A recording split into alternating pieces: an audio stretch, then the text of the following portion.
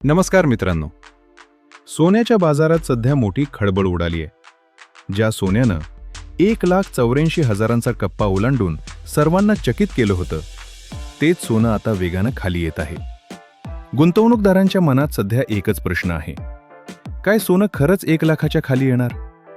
30 ते 40,000 रुपयांची ही संभाव्य घसरण गुंतवणूकदारांसाठी भीती आहे की संधी? आजच्या या 3 मिनिटांच्या व्हिडिओमध्ये आपण यामागील पडद्यामागची खरी कारणं आणि विज्ञानावर आधारित डेटा पाहणार आहोत. व्हिडिओ शेवटपर्यंत पहा, कारण शेवटचा मुद्दा तुमच्या गुंतवणुकीचा पूर्ण विचार बदलू शकतो. प्रथम आपण गेल्या 2 आठवड्यांचा डेटा पाहूया. फेब्रुवारीच्या सुरुवातीला सोन्यानं उच्चांक गाठला होता, पण 16 फेब्रुवारीपासून चित्र बदललं. अवघ्या काही दिवसात सोन्याचे दर 10 ते 13% घसरले. केवळ सोनच नाही, तर चांदीने देखील 3.5 लाखांच्या उच्चांकावरून थेट 2.5 लाखापर्यंत मोठी घसरण पाहिली आहे. तांत्रिक आलेख किंवा चार्ट्स पाहिले तर लक्षात येईल की बाजारात विक्रीचा दबाव वाढला आहे. जिथे खरेदी 31 टनांवर होती, ती आता 21 टनांपर्यंत खाली आली आहे. म्हणजेच सोन्याची मागणी तब्बल 25% घटली आहे. हे आकडे स्पष्ट संकेत देत आहेत की बाजार आता करेक्शन मोडमध्ये आहे. आता समजून घेऊया या घसरणीमागील 3 सर्वात मोठी कारणं.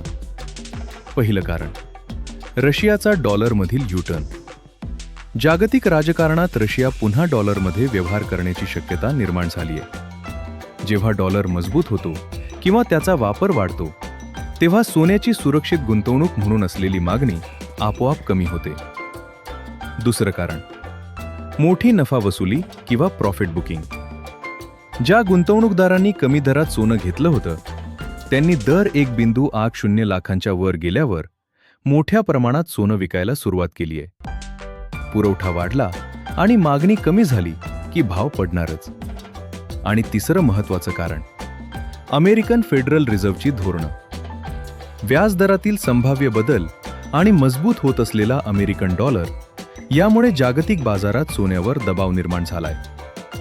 अमित गोयल आणि पेस 360 सारख्या दिग्गज संस्थांचा दावा आहे की जर ही स्थिती कायम राहिली तर येत्या काही महिन्यात आपण सोन्याचे दर 1 लाख ते 1,10,000च्या दरम्यान पाहू शकतो. पण थांबा, याचा अर्थ असा नाही की सोन्याचं महत्त्व संपलं आहे.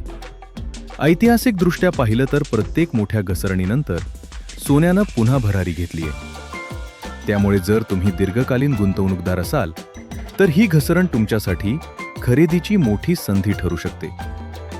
मात्र कोणताही मोठा निर्णय घेण्यापूर्वी आपल्या आर्थिक सल्लागाराचा सल्ला नक्की घ्या. तुम्हाला काय वाटतं? सोनं खरंच 1,00,000च्या खाली येईल का? तुमचं मत कमेंटमध्ये नक्की सांगा.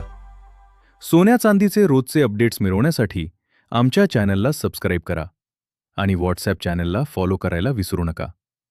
धन्यवाद.